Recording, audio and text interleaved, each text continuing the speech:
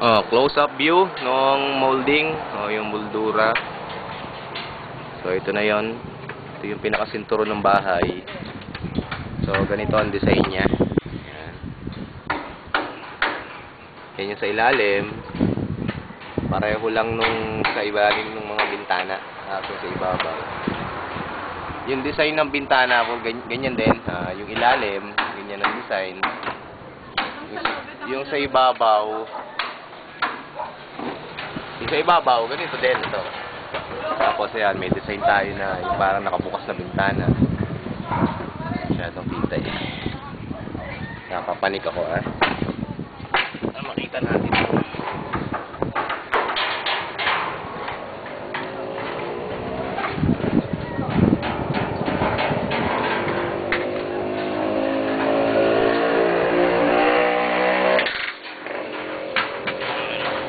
Wala akong kita.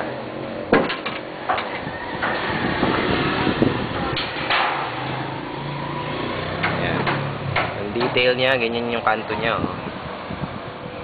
So ito, first coating pa lang. Hindi pa talaga ito yung kulay kasi hindi pa pantay yung pagkakapintura. Ayan. Ayan yung design.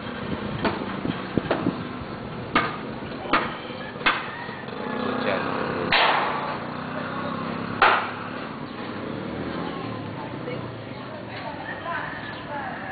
Ito yung sa may senturon. Ayan.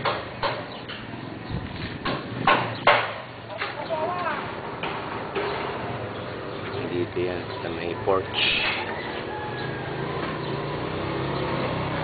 Una natin yung sa may CR.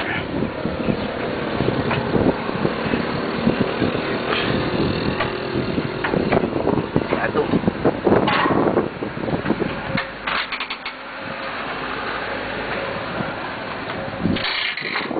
Ito yung design ng CR ng bitana nung CR dun sa master's bedroom. Ganito yung itsura niya. Medyo magandang klaseng molding to. Mamahaling molding tong style nito Dito yung mga typically na nabibili tapos ididikit mo lang. Yung isang ganito, more than 1 day gawin to ganun katagal. Sa bintana, mga 3 days bago gawin ito, 1 day ito.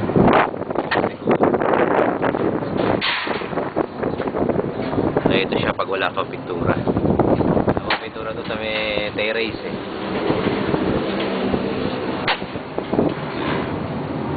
Yung sa loob, si Eden na ang magbibideo. So, yung walang pintura. Ito na yung design niya.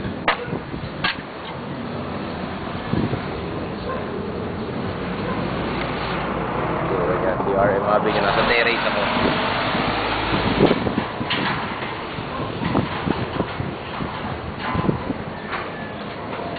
Ito, malalagyan ng bubong to.